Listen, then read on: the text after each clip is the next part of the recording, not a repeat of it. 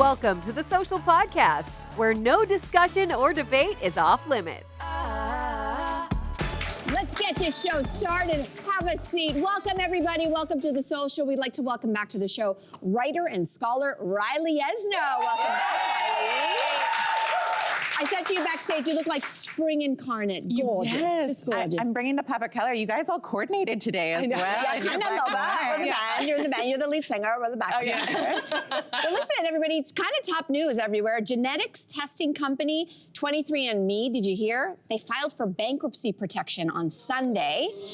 And now the Toronto Star is reporting that their privacy policy actually allows the sale of all that personal information that they have on you in this scenario, which may include sensitive health and genetic data of roughly 14 million customers. So, Riley, a lot of people are sounding the alarm on this. Does this worry you at all?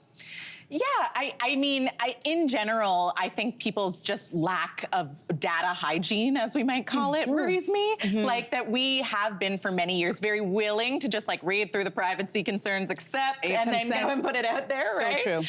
And like, so not only 23andMe, but all of these mega tech conglomerates like Meta and X and all of them, I don't trust any, frankly, evil billionaire to take care of my information very properly. And also the 23andMe thing, you know, strikes a chord because it's been like this really interesting topic for Indigenous people where I know some people do this sort of genetic testing because they want to find more about maybe a family they're not connected to, and they do it for those types of reasons. But a huge majority of people that I talk to are like, I want to find out if I'm 12% Swedish or 13%, you know, like that's where it always goes to. And it has led to this influx of people who find a very distant Indigenous relative somewhere in their genetic testing and then start claiming Indigenous identities. And so this popularization of genetic testing has been something that Indigenous people, I think, have been very critical of for some time. Yeah. Because it's chic to find this in your tree. Is this the idea? Yeah, I think that like when people are doing it often, maybe they don't even admit it to themselves, but they're searching for some sort of connection to a culture, right? They want to see what comes up to see what they can claim, and it tells them about themselves. They're looking for something. And it really is harmful, though, to propagate the idea that I think your connection and your identity can be, you know, dictated by blood quantum and not by your connection to land and to people and to culture and to community and language. And like, that's what I think a real identity is based on. Never mind, you know, an ancestor. No, that's a solid point. I didn't think about that. I mean, what's unique about 23andMe, though, is that it contained like this genetic data that, like you pointed out, was being used for a multitude of reasons, and not the least of which was to figure out like health information as well, like to find out, I think, your chances of, you could find out if you have like dementia, or you might have, you know, the chances of you having a child with a certain disability, that might come up. So the possibilities for that, I mean, I think you mentioned this earlier about eugenics, like that was there. I think initially I was like, I don't care about this. Like, what's the worst that can happen with this genetic data if it were out there on me? Am I gonna get pinned for a murder? Like, that's where my brain went. I don't think initially I was like, oh, that doesn't concern me, but when you start to go down the rabbit hole, there are certain other concerns. Like this company discovered many, many times that, let's say your grandfather wasn't really your grandfather, that in fact there was an affair that went on, which then brings up all kinds of issues about like maybe inheritance, maybe you don't know who your extended relatives are, what kind of claims that they might have. That's one aspect of this, but it's also, I think, the possibilities for the future that we can't even imagine. Yes. Like, let's say there's a world where genetic data gets leaked and it gets into the hands of insurance companies who then decide something like, we're not gonna hand out life insurance because we found out that you have this propensity in your background to potentially have this disease. Like, I think it's the things we can't think about that are the most concerning to do with this. Listen, you hit the nail on the head for me. This is why I don't trust it. I signed up for something similar with a different company, and I wish I had never done it, because now we have more information and we're looking at people who own these privately owned companies very differently. And I think you just made a really good point. It's like, I just lost my thought for a second, but I'm thinking about privately owned companies. I think everybody just kind of washes over it unless you hear that, say, Elon Musk is the president of that privately owned company that bought all the information. Do you still feel like, it doesn't matter? Now you really care about who owns all of your information. Also, those consent forms that they make you read through and sign, first of all, they're long and complicated for a reason. They don't want you to read through them. They want you just to scan to the bottom. And those consent forms are not there to protect you, it's there to protect the company. So I think there's a lot to be worried about. And my biggest fear is, okay, say this is a sale and you signed up and now you want to get off of it. You can never, ever delete yourself off of these sites. And that, for me, is the biggest worry. And why can't I delete? Say I opted in. Maybe somebody bought it for me for a birthday present. Well, now I've changed my mind and now that I have this information, I don't want to be part of it. And then the company's like, sorry, we're always going to have your information. That is the biggest red flag. Well, they're You can't claiming reverse. both. What's confusing about that is someone I know has gone on to try to delete their information. Apparently, it's quite bogged down because so many people are trying to do this. Why is that? And there's two bits of information. They have said, I think a spokesperson said, we are deleting, if you delete your profile and your data, we will also delete your, or throw out your genetic information.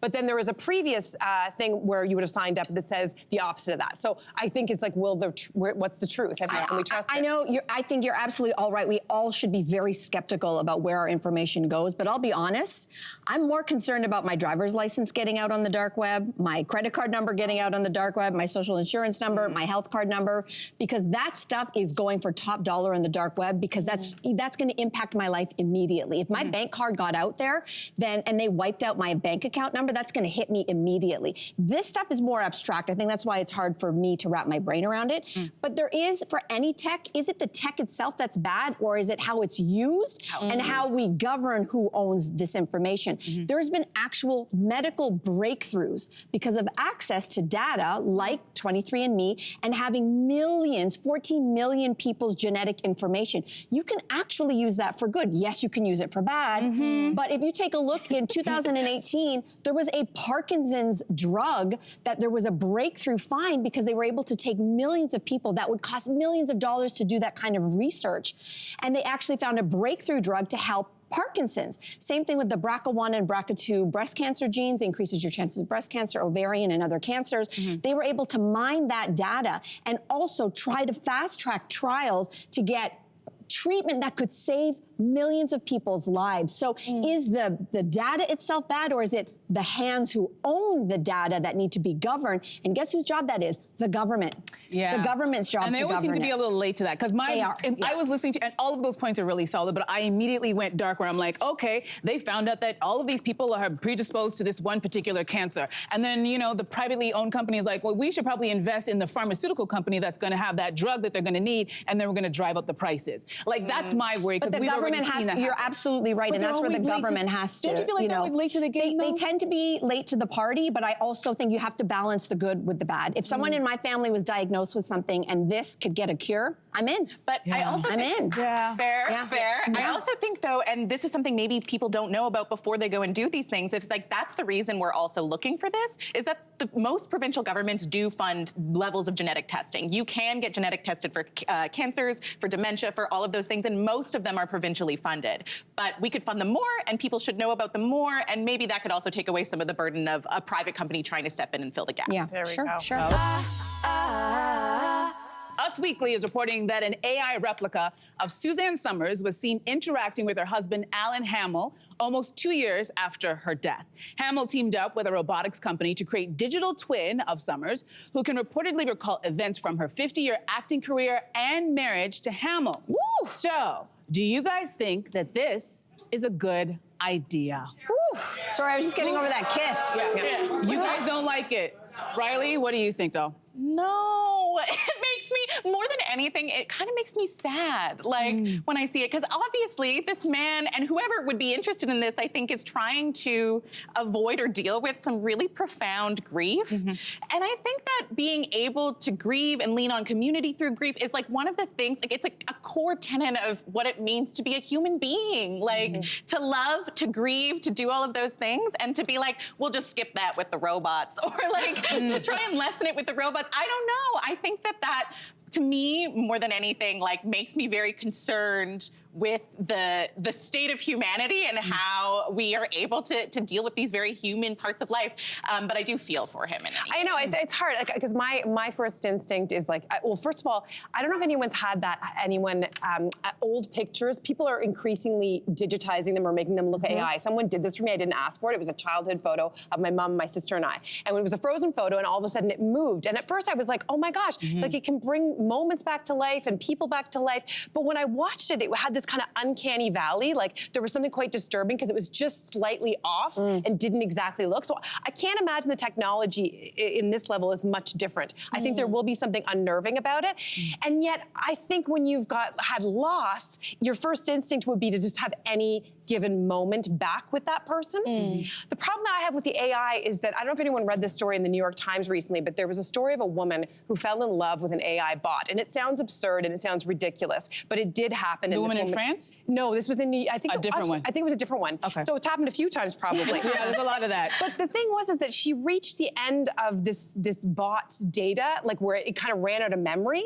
And then she was devastated because all of a sudden this bot forgot all of these details. And so imagine how it's like grieving all over again. If you put it in this scenario, you fall in love with somebody, they die, you create an AI bot, and then they stop remembering.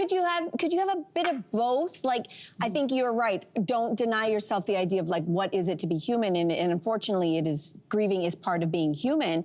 But I can imagine, I remember watching an Oprah episode years ago, and there was a mom who was diagnosed with cancer, and she had a daughter or daughters, and she's like, I'm not gonna be there for these big moments in their life. So she started recording VHS tapes of her doing her makeup. This is how you do mascara, okay? Don't do it like this, that looks trashy, do it like this. She recorded a whole catalog so that she could be there for her daughters when she was gone at these key moments that they would really, she thought, need their mom's advice.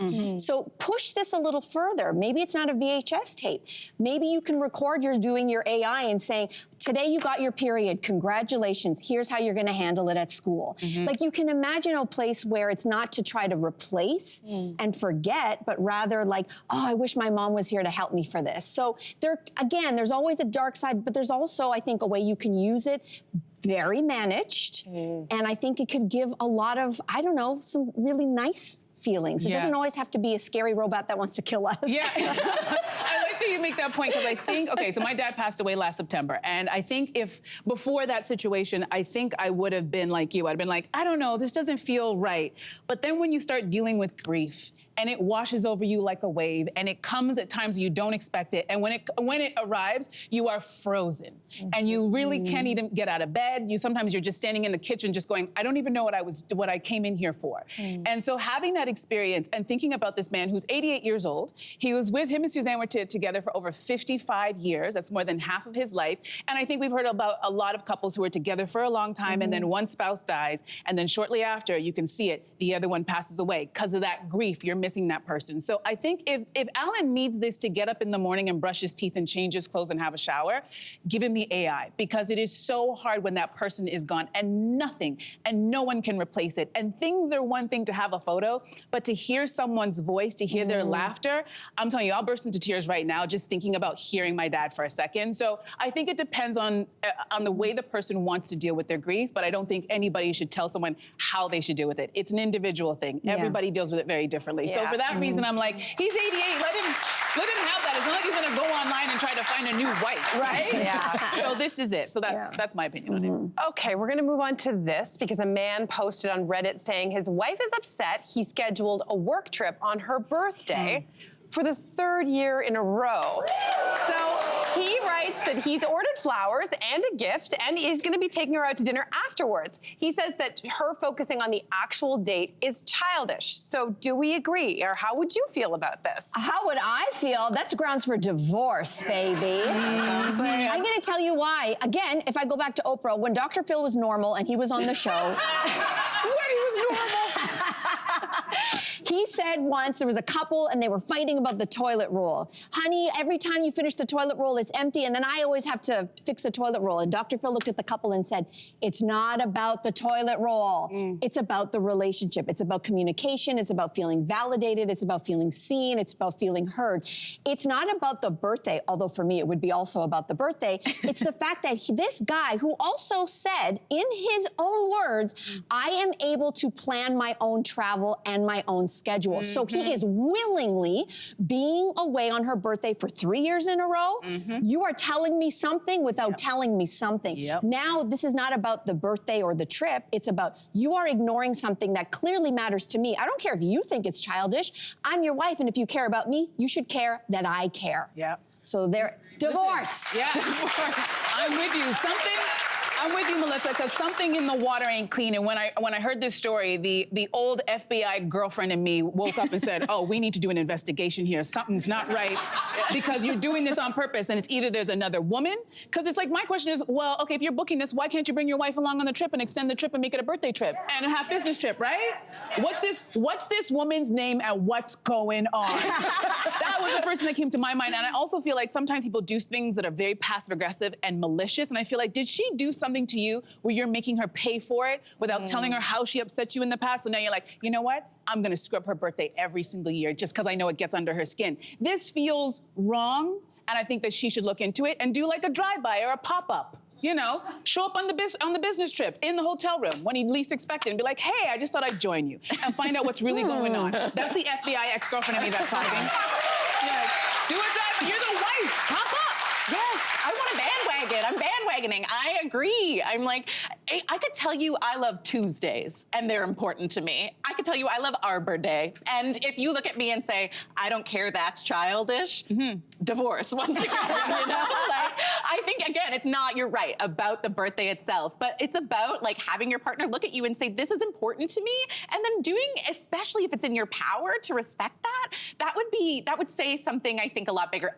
And I hate that he told her it was childish. That, like, really strikes a nerve for me on the same way that it's like, you're so emotional. Like, those types of things that they say to women all the time, right? And that a breadwinner can just be like, well, work is everything, and it comes first, and so your needs can ultimately always come second if that's the justification that's fair. So I don't know. I mean, I guess I'm the outlier at this table. Again, I do think it's not fair or kind to say it's childish. But again, I think of birthdays. First of all, I'm not attached to the day. I love being able to celebrate on multiple days with multiple different people. And I think putting that pressure on other people to always be there on the exact day is a little bit childish. Even your spouse? Yes. My spouse, and in this case, it sounds like he's sending gifts and whatever. Maybe his is a little bit like he has control over it and he could make some different decisions. But in Buddhist philosophy, they talk a lot about how life You're going Buddhist I'm now. going Buddhist now. Girl. Life is, I'm just going with the philosophy. Life is a lot of suffering, and we don't need to add undue suffering to ourselves. So I wonder if this woman, if she was a friend of mine, I'd be like, are you adding more to this story? Could you reframe this and make both your life and your partner's life happier as a result? Maybe there's something to discover. Okay. Maybe, I don't know. I wonder what Buddha had to say about the divorce, though. I don't know. Interesting. Curious. Interesting.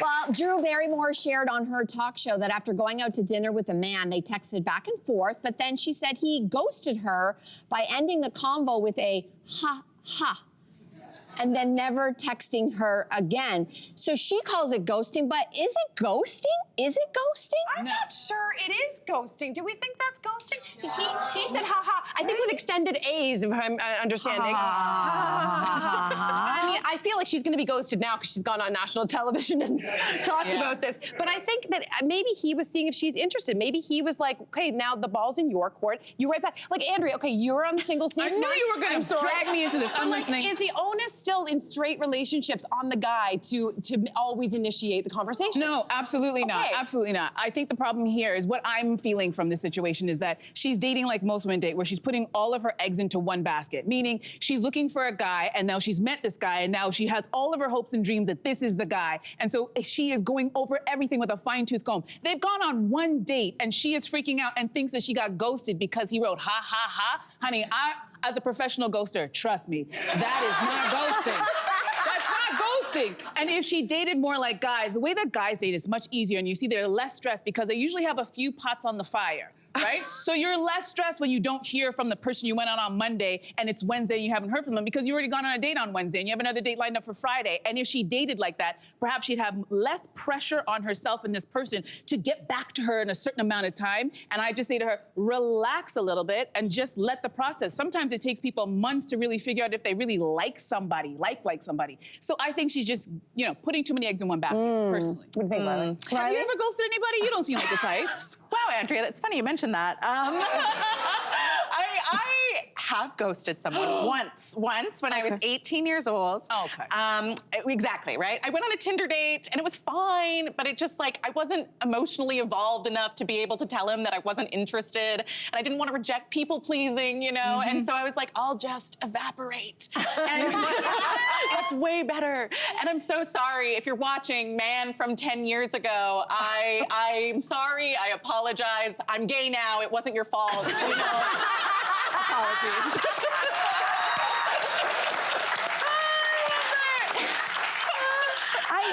Listen, I don't often find myself always, defending necessarily men dating, but I do think men do have it rough. I agree. I don't think this was ghosting. I think that if women think that men can read your minds, stop doing that. I think she had the opportunity. He had the last text.